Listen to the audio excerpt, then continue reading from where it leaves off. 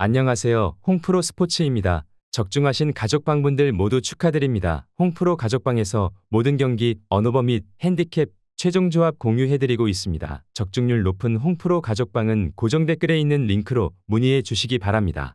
2월 7일 해외 축구 6경기 분석 시작하겠습니다. 첫 번째로 브레다 대 엑셀시오르 경기 알아보겠습니다.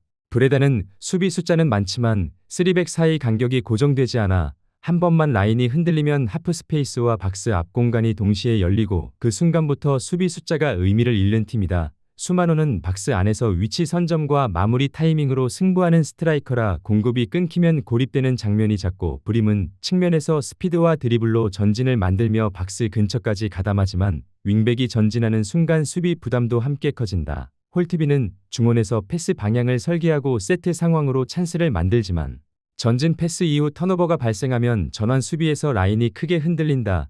엑셀시오르는 포켓 지역 점유와 침투 타이밍이 분명한 팀으로 상대 3백 간격이 벌어지는 순간을 정확히 노린다. 베르그라프는 박스 안에서 타점과 첫 터치로 마무리 각을 만들고 산체스 페르난데스는 오른쪽에서 안쪽으로 접어 들어가 수비 시선을 끌어당긴다. 나우요크스는 라인 사이를 읽고 들어가 수비 재정비 전에 찬스를 완성하는 역할을 맡는다. 결국 이 매치업은 간격을 유지하지 못하는 구조와 그 간격을 침투로 처벌하는 구조의 대비가 명확하다.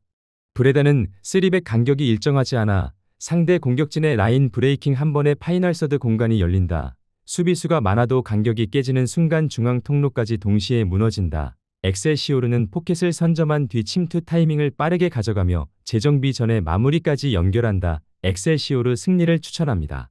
두 번째로 우니온 베를린 대 프랑크푸르트 경기 알아보겠습니다.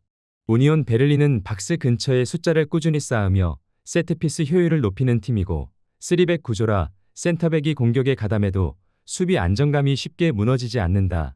일리치는 공중볼 경합에서 버티는 힘이 좋고 낙하지점 선점과 스크린 역할이 확실해 1차 헤더 이후에도 공격이 한 번 더 이어진다. 버크는 직선적인 침투로 수비 라인을 뒤로 밀어내며 박스 안수적 우위를 만든다. 캐디라는 중원에서 경합 강도와 커버 범위를 책임지며 세컨드 지역 볼 싸움에서 중심을 잡는다. 윙백의 크로스 빈도도 높아 세트피스가 누적될수록 박스 주변 압박이 두꺼워진다. 프랑크푸르트는 측면 전개와 전방 침투로 공격 속도를 붙이는 팀이고 에브누탈리브는 박스 안에서 몸싸움과 제공권으로 마무리 지점을 만든다. 크나우프는 스피드와 직선 주행으로 뒷공간을 찌르며 전환 구간에서 위협을 만든다. 다우드는 중원에서 탈압박과 전진 패스로 전개를 풀어내며 공격 템포를 조율한다. 다만 세트피스 상황에서 박스 외곽 세컨드 지역 마크가 느슨해 클리어 이후 슈팅 공간을 내주는 장면이 반복된다. 이 약점이 쌓이면 경기 흐름이 한 번에 넘어갈 수 있다.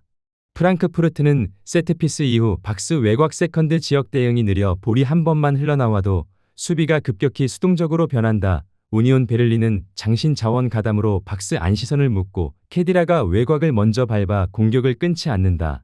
이 흐름이 반복될수록 슈팅 찬스가 자연스럽게 쌓인다. 우니온 베를린 승리를 추천합니다. 영상은 잘 보고 계신가요? 핸디, 언오버 및 최종 조합 공유받아 보실 수 있는 가족방 입장 방법 알려드리겠습니다. 첫 번째로 영상 하단에 댓글을 클릭해 주세요. 두 번째로 댓글에 링크를 클릭해 주세요. 마지막으로 채팅 참여하기 후 메시지 주시고 답장 기다려 주시면 됩니다. 나가기 하시면 가족방 입장 시켜드릴 수 없습니다. 언제든 편하게 문의 주시기 바랍니다. 세 번째로 엘라스 베로나 대 피사칼치오 경기 알아보겠습니다. 베로나는 기본적으로 라인을 깊게 내리고 버티는 흐름을 자주 가져가며 중원 숫자를 유지하면서 세컨드 지역에서 최대한 오래 버티는 운영을 선택하는 팀이다. 지오바네는 전방에서 수비 뒷공간을 계속해서 노리며 타이밍이 맞는 순간 빠르게 파고드는 움직임이 강점이고 한 번 기회가 열리면 주저없이 마무리를 가져가는 성향이다. 브라다리치는 왼쪽에서 킥의 질이 매우 안정적인 자원으로 세트피스 상황뿐 아니라 흐름 속에서도 정확한 크로스를 공급하며 공격 전개의 출발점 역할을 맡는다. 또한 브라다리치는 세컨드 지역에서 공을 따낸 뒤 다시 공격으로 연결하는 능력이 좋아 중원과 측면을 오가며 흐름을 이어준다. 갈리아르디니는 중앙에서 몸싸움과 활동량으로 버텨주며 전진 패스와 간결한 연결로 팀의 중심을 잡아주는 역할이다. 그래서 베로나는 점유율 자체는 높지 않지만 공을 잡았을 때 세컨드 지역을 얼마나 빠르게 점령하느냐에 따라 공격의 위력이 달라진다. 라인을 내리고 버티는 상황에서도 브라다리치와 갈리아르디니가 전방으로 밀어 올려줄 때 공격 전환이 살아나는 흐름이 반복된다.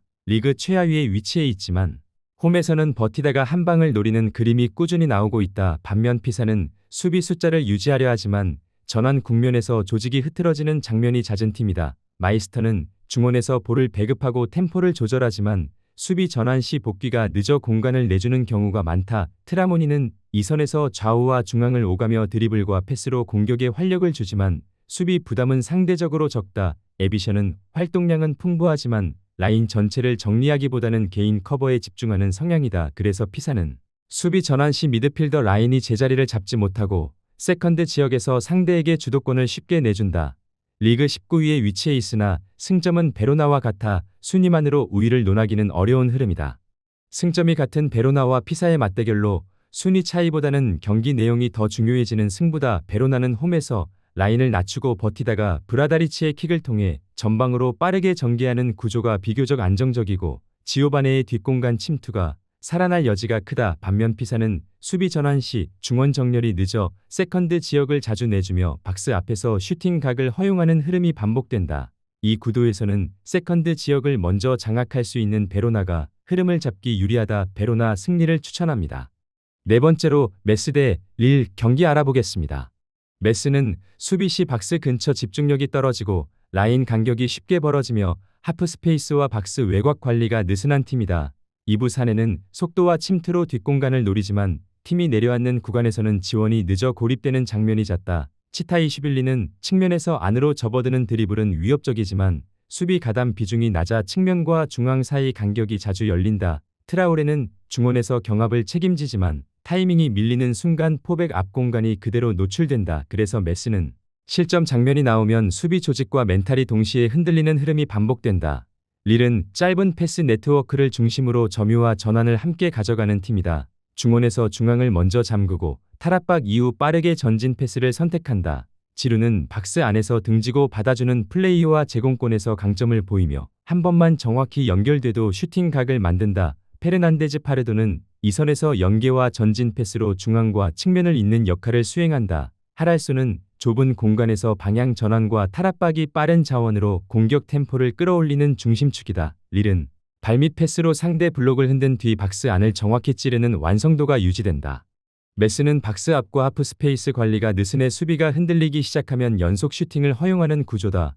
릴은 중앙 탈압박과 짧은 패스로 흐름을 통제하며 지루를 향한 연결로 박스 안 위협을 만든다. 전개 안정감과 수비 완성도를 감안하면 흐름은 릴 쪽이 더 자연스럽다. 릴 승리를 추천합니다.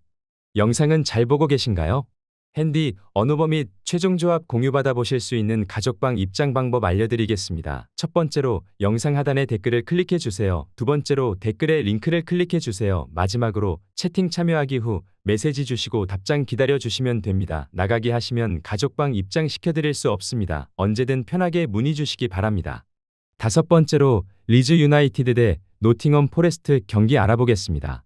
리즈 유나이티드는 뒤에서 폭을 넓게 쓰며 안정적으로 전개를 시작하고 전방에서는 칼버트 루인이 등지고 버티거나 박스 안으로 파고들며 크로스 상황에서 제공권으로 존재감을 만든다. 에론스는 중원과 측면을 오가며 활동량을 바탕으로 압박과 돌파를 동시에 가져가고 측면에서 낮은 크로스를 반복하며 수비 라인을 박스 안쪽으로 밀어넣는다. 그 과정에서 세컨드 라인에 위치한 슈타흐가 하프 스페이스로 침투하면 수비가 정비되기 전에 슈팅 각이 열리는 구조가 자주 만들어진다. 슈타흐는 중거리 슈팅과 침투 모두 위협적인 자원이라 박스 앞에서 한 번의 여유만 있어도 장면을 만든다. 후반으로 갈수록 리즈 유나이티드는 공격을 더 직선적으로 가져가며 칼버트 루인을 향한 크로스와 세컨라인 침투 빈도를 높인다. 코너킥에서도 니어 포스트를 공략하는 패턴 완성도가 높아 세트피스마다 위협이 반복된다. 노팅엄은 역습 상황에서 속도를 살리는 팀으로 이고르 제수스가 박스 안에서 공간을 찾는 움직임과 결정력을 갖추고 있다. 허드슨 오도이는 측면에서 돌파와 컷신으로 한 방을 만들 수 있고 깁스 화이트는 이선에서 빠른 전진 패스로 역습의 시발점 역할을 한다. 다만 수비 단계에서 중원 간격이 벌어지는 순간 박스 앞과 하프 스페이스 커버가 느슨해진다. 측면에서 크로스 차단 타이밍을 놓치면 타깃형 공격수와 세컨라인 침투를 동시에 막아야 하는 부담이 커진다. 세트피스 수비에서도 니어 포스트와 중앙 사이 공간 관리가 불안한 장면이 간헐적으로 나온다. 이 경기는 박스 안과 박스 앞에서 두 번째 장면을 얼마나 많이 만드느냐가 핵심이다. 리즈 유나이티드는 에론슨의 측면 돌파와 낮은 크로스로 수비를 끌어내고 슈타흐의 하프스페이스 침투와 세컨라인 슈팅으로 흐름을 이어간다. 노팅엄은 역습 한 방은 위협적이지만 수비 간격이 벌어질수록 부담이 커진다. 전체적인 구조와 후반 공세를 감안하면 리즈 유나이티드 쪽 흐름이 더 강하다. 리즈 유나이티드 승리를 추천합니다. 여섯 번째로 셀타비고 대 오사수나 경기 알아보겠습니다. 셀타비고는 두 줄 수비를 기본으로 가져가면서도 공격 전환 시 하프스페이스를 빠르게 활용하는 팀이고, 보르아 이글레시아스는 박스 안에서 몸으로 버티며 슈팅 각을 만드는 데 능해 크로스와 낮은 패스 모두에서 위협을 만든다. 엘 압델라우이는 측면에서 안쪽으로 파고들며 수비 시야 밖을 노리는 움직임이 잦고, 일라익스 모리바는 중원에서 공을 잡고 전방으로 치고 나가며 미드필더 간격을 찢어 놓는 역할을 맡는다. 이 과정에서 셀타비고는 센터백과 풀백 사이 통로를 지속적으로 공략하며 박스 근처까지 한 번에 전진하는 장면을 반복한다. 반면 오사수나는 중앙을 단단히 지키려는 성향이 강하지만 수비 전환 과정에서 미드필더 라인이 한 박자 늦어지는 경우가 잦다. 부디미르는 박스 안에서 제공권 싸움과 마무리에서 강점을 보이지만 공격 이후 수비로 돌아오는 과정에서 팀 전체 간격이 벌어지는 약점이 드러난다. 루벤 가르시아는 측면에서 안쪽으로 파고들며 킥의 질로 승부를 보지만 수비 가담 비율이 일정하지 않아 세컨드 지역이 비는 장면이 나온다. 아이마르 오로즈는 라인 사이에서 탈압박과 전진 패스를 시도하지만 이 선택이 실패할 경우 곧바로 압박을 받는다. 전체적으로 셀타비고는 하프스페이스 침투와 박스 안마무리의 연결이 강점이고, 오사수나는 중앙 안정감은 있으나 간격 관리에서 흔들릴 소지가 있는 흐름이다.